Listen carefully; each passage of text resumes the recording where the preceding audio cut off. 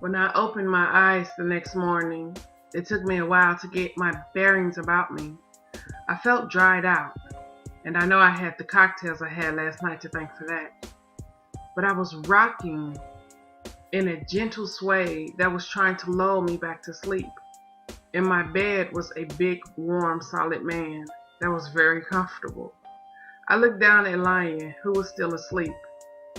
Wow, what a night. I eased off of him as not to awaken him, but I should not have bothered because as soon as I moved, his arms tightened, locking me in his embrace. And then he began to nuzzle my neck. I moaned. Shabbat Shalom, Isha, he said in my ear. I thought about him calling me his maid, and I didn't feel bad about it this morning. He never lied to me. He didn't say he wanted me to be his woman. He said he wanted me to be his slave. And he continued to call me by that name, reminding me of my place in his life. It was me that read more into his actions.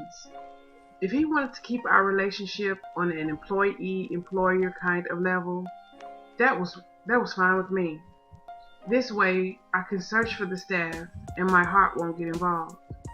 And as far as me sleeping with him, that was not happening. I wasn't sleeping with nobody else's man, period. Dollar Bill and his boy Lion could cook a goose, 'cause I couldn't make myself be that loose. I felt clearer this morning. I tried to think of the name he told me to call him. It sounded a lot like Isha. Was it Ishay? Ishite? Ish. That's what it was, Ish. I looked down at him. Morning, Ish. I had a whole new outlook on this situation. I would do my job, find the staff, and then I was gone. Oh, and I decided sometime through the night, after listening to Lion speak about how the Bible was a living, moving, breathing thing, that I was going to read it from the beginning. I could not wait. I was curious to see what it would show me. He told me last night that the Bible was like that painting. I forgot the name of it, but you know the one I'm talking about. It's the one that changes to show what the person who's looking at it heart is like. He said if you open the book looking for the truth, then that's what you'll find. But if you open it looking for justification of yourself, then that's what you'll find to your damnation. I wanted the truth. I had been searching for it in every book I picked up. Lion said I had to pray for the truth and really want it in my heart, and Yah would give it to me. Then, he said, I'll be free. And I believed him. It all made complete sense to me. I had talked to Muslims, atheists, Buddhists, and I had read about so many more faiths, and they just never made sense to me. So if this one made sense to me, I was diving in. And the first thing I had to do was get a Bible. And then my journey was going to begin. How did you sleep, he asked, sitting up with me in his lap. Really good, I told him, looking towards the water, so he couldn't see just how good I slept. Really good, huh? He asked. I nodded my head, still looking at the water. You're not going to look at me? Okay, just between you and me, he was making me crazy nervous. Remember I was trying to explain to y'all what it felt like to have his attention on you, his full attention? Unnerving, to say the least, okay? Anyway, I didn't want him to know how nervous he made me, so I turned and I looked him in the eyes. Hey, he said. One side of his lips tipped up in a smirk. Hey, I said back, trying to stop myself from cheesing. You left yesterday and you didn't say bye. I knew this was coming. I got up off his lap. I was not going to complain to this man about his woman. That was just trifling. I rubbed my arms as I walked to the rail to look down into the water. Yeah, well, I didn't know I had to report my every move, I told him instead. Baby, you ain't got to report your every move, but you do got to let me know if you're going to be leaving from where I can protect you. I turned around and smiled at him. I've been protecting myself just fine before you came in my life. Now I'm in your life, and now it's my job, and I take my job very serious. He still sat on the deck facing me, his elbows resting on his raised knees. King got up from where he lay at the front of the boat, and with a lazy, majestic walk, made his way to stand next to his master, where he, with the air of a true king, sat down on his haunches, his side touching lions, as if to say it was now his job as well. Sorry, mister, I told him. I ain't in the market for no protector. I need to be able to stay agile, you know what I mean? Nope, I don't know what you mean. 'Cause agility, without me, ain't no longer an option for you. I stared him straight in his eyes, 'cause I wasn't feeling as nervous now. I was feeling irritated. If this man thought for 1 minute that I was going to let him be boss over me, he had another thing coming. I put my hand on my hip. So what you saying? I said with a very challenging smile on my face. I'm saying that you don't leave and go nowhere without letting me know first. Butter baby, I'm speaking English, and you understand English, so I know you understand me. You leave and go somewhere, you come see me first. Clear? Oh, big boy, we are so clear. He didn't know who he was dealing with. If he wanted me to come see him before I went anywhere, then so be it. Sometimes you just have to give people what they ask for. I don't think I like that look in your eye, he said, standing to start the engine. You should have mercy on me. I'm too old for that look. Exactly how old are you? I asked him as I buried my hand in King's soft mane and scratched his head. I discovered he really loved this. I'm 32, he said, before he began to stretch like he was an old man. I laughed at him. You're right, you are old. Maybe you should just let me go. I don't know. A girl like me mess around and give you a heart attack. Oh yeah? He asked. He had stopped fooling around with the wheel and turned to face me completely. You wouldn't tell me your age before. Maybe you'll tell me now. Well, since you're so old, and it's like I'll be telling my age to a senior citizen, I guess there's no harm in that. I batted my eyes at him. I'm 19. I'll be 20 in 2 weeks. He nodded his head as if he was thinking of something. Yeah, you are young. Then he chuckled. You're like little kid young. I sucked my teeth. If I'm so young, why you still keeping me here? Let me go. He smiled at me then, reminding me of a wolf. Before he shook his head, slowly he began to approach me. Something about the way that his face had gone all devious told me to run, but I didn't listen, and I soon regretted it. He moved so fast then. 1 minute he was slowly stalking me, and then the next he had me up into his arms, carrying me to the front of the boat. I read a book about boats once, and I think they said called this the stern or something like that. He kept walking. I clutched at him because I could not swim, and he was beginning to scare me. You want me to let you go? He asked, holding me over the water. My heart about stopped. Lion, oh my goodness, stop playing. I can't swim, I screeched, wrapping my arms tightly around his neck. He dipped his arms as if he was going to drop me, and I screamed. You want me to let you go? He said again, clearly enjoying himself at my expense. No, I cried, burying my head into his neck. This was not funny. I could not swim. What? I can't hear you. He moved if he was going to drop me again. I held my head back and screamed, "No!" "Good," he said, turning with me in his arms. "'Cause I don't plan on letting you go. And if it's Yah's will, I think I'll keep you forever." I had to force myself to break eye contact. Remember, he has a woman, Butta. I exhaled, getting control over my heart, before he did something stupid like grow wings and pitter-patter to the sound of his words. Instead, I raised one eyebrow. Maybe it is, but then again, maybe it ain't. I guess we'll see. He raised one of his eyebrows just back, just as challenging. Yeah, baby, we will see. For now, we need to get back to the gym so we can get our Shabbat on. On our way back to the gym, he explained to me what the Sabbath day was and how they kept it. I was excited. Even after I left this place, I knew that I was going to continue to keep it. He said one of my duties would be to prepare food on Friday before sundown, because should nothing be cooked on the Sabbath. I was all for it. I would learn as much as I could while I was with them, so that I could teach Lovely and we can continue learning about our heritage together on our own.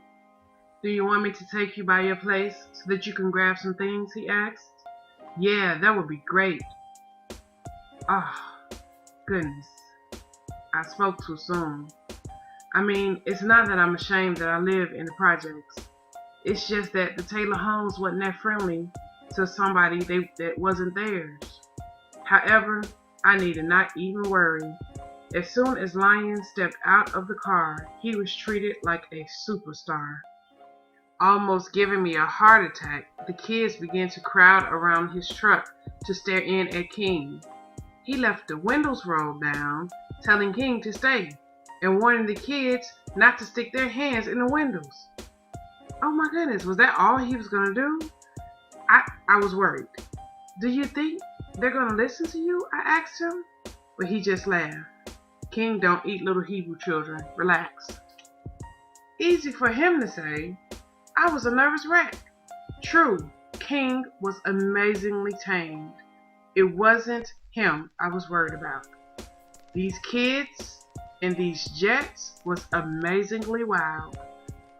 I worried about them. I wouldn't put it past one of them to reach in and pull his tail, and then he bite their little Hebrew arm off. Maybe we should come back later, drop King off, I began, looking back at the truck that was now surrounded by more children and even a few of their parents. "Nuria," he said, cutting me off, guiding my chin with his finger so that I was looking up at him. "It's going to be okay. Trust me." I opened my mouth to say something else, turning to look back at the truck, but he turned my head back so that I was looking in his eyes. Time stopped. Everything else seemed to fade around us. "Baby, listen to me. Are you listening?" I nodded my head. "It's going to be okay. Trust me. Can you do that?" "What, trust you?" I asked. He nodded his head. "No, but if you say everything will be okay, I will believe you." Then I turned and began to walk in my building. He should know now that I will never trust him. A person only had one chance to burn me, and I never gave them a chance again. And that's when the fanfare began. I mean, hardcore gangsta thug killers was acting like groupies around Lion. By the time we made it up to my apartment, I think he may have even signed an autograph or two. I shook my head, as I put my key in the door. "What?" he asked, standing right behind me, so close I couldn't tell where my back ended and where his stomach began. I looked up at him. "That's ridiculous, you know that?" He smirked. "You jealous?" I laughed at him. "Yeah, right." I opened the door to go in, but he snatched me back, wrapping his big arms around my front, lifted me until my feet was off the ground. I screeched. "So, you don't trust me?" he whispered in my ear, causing chills to race down my neck. I shook my head, trying not to giggle like a schoolgirl, but I was failing miserably. "You will," he promised, before he took my earlobe into his mouth. My goodness. The man had an amazing ability of distracting me. By the time he let me go, my heart was yearning and my core was reacting in a way it never had. I left him in the living room staring in awe at my babies. As I quickly grabbed a shower and dressed, I stuffed a few days' clothes in my bag. That won't be enough. I screeched and jumped clean out of my socks at the sound of Lion's voice in my bedroom. "Get out of here!" I screamed at him, warning bells going off in my head. This was dangerous. Images of what the man had just done to me, standing in my front door while holding me, my back to his front, my feet off the ground and resting against his knees. Oh, hell no. I had to get him out of here. "You're not supposed to be in here." "Who said?" he asked. He wore this fake frown on his face as he began to stalk me. "Lion, I'm serious," I cried, backing up. "What? I just want to see your room." I stood in the corner, clutching my bag to my front like a frightened child, as he did just that. Every now and again, he would look at me, looking all afraid of him, and laugh and shake his head. I'm sure to him, I looked like the innocent, virginal girl, but to me, he looked like a wolf. Now, I know some of y'all may think that I'm overreacting, but for decency purposes, I didn't go into details about what he just did to me because I said I didn't trust him. But please listen to me. The man was not only dangerous in a violent kind of way, he was deadly in the art of seduction. The things that he can make the female body do? Nah, look, trust me. If I wanted to make it through this without sleeping with somebody else's man, I had to stay out of his reach. "You're gonna need more clothes. You probably ain't gonna be coming back here that often." I raised my chin up at him. "I'll come back here plenty. My babies," I told him, as if he was slow. "Well, I guess I'm just gonna have to clear my waist out of the greenhouse so that you could bring your babies there." My mouth fell open. What was wrong with him? Why would he tease me like that? There was no way his woman was allowing that. "You would do that? You would give me the greenhouse?" "It's yours, baby. It always was." I think my mouth fell open even more. But, I began. "No buts. Pack enough clothes. Me and the fellas will come get your babies tomorrow." "You will?" I asked. "Yeah, Blackbird, I will." I looked at him from underneath my eyelids, trying to figure out why this man was fulfilling a dream of mine. "Okay," he asked, before he sprawled his big body across my bed. "Now pack. All of it." "All of it?" I asked. "All of it." I didn't have much, but as I moved to pack the few things I had, I thought about Lovely. What if she came home to find my things gone? Would she think I had abandoned her? Get a grip, Butta. You was doing this for her. Yeah, I was. Who do you live here with? He asked, from where he lay comfortably against my pillow. Lovely. Oh, is she your roommate? No, she's my mother. And her name's Lovely? Yeah, I guess you can say we are the queens of the crazy names. Well, is she lovely? His question made me pause. Was Lovely lovely? I mean, she was pretty. Even after all the drug and the hard living damage done to her body, she was still pretty. But she was a thief. She had raised me to be a thief. She was a whore. Something I refused to become. I looked at the 6+ feet of magnificent man flesh laying in my bed, and no matter how gorgeous he was, or how talented he was, I would not become Lovely. She's something, and I left it at that. I went back to packing. I didn't want to talk to him about Lovely. When I was done, I had 2 suitcases filled. Lion carried them both in one hand, and with the other hand he guided me out the door. "Wait!" I yelled, running back in for my bag of apples. I had got the 10-pound bag on sale at Jewel's, and it was almost empty, but still I didn't want to waste these last few. "Brain food," I said to him as I rejoined him at the door. He chuckled, shaking his head. "You like apples?" he asked. "You was eating one when I first saw you." "I love them. They're my favorite." "I can tell," he said as we headed down the stairs. "How?" I asked. He put down the suitcase and pinned me against the wall with his big body. "Because every time I kiss you, you taste like apples. And I wonder if you taste like that all over." I was lost. I watched him lower his head to mine, but that was the last thing I knew before I was swept up in his storm. I don't know how long we stood there kissing. However, somebody began to pull on my shirt. "Butter baby. Butter baby." I broke my mouth away from his, my lips feeling swollen and slightly sore. I looked down to see Pooh Bear standing there, his little eyes wide as he tried to take in all that was lying. "Can I have one of your apples?" he asked, looking back at me. "Nuh-uh, 'cause you were supposed to bring me one of those school donuts," I said, stooping down so that I was eye-to-eye to him. "I did, but I waited for you to come home. But you didn't, so I ate it." His 5-year-old mind was just too serious for his little body. "Okay, I guess." I dug in my bag and handed him an apple. "But next time I see you, you better have my donut." "I will, I promise," he yelled as he ran up the stairs. I smiled after him. He was a really good kid. When I turned back to Lion, he was watching me with a strange look on his face. A look that pulled at my heart. I shook that away. Like I said, you only had one time to burn me. "Ready?" I said to him with a bright smile on my face. He shook his head, that devious smirk coming on his face. "Nah, baby, that ain't the question.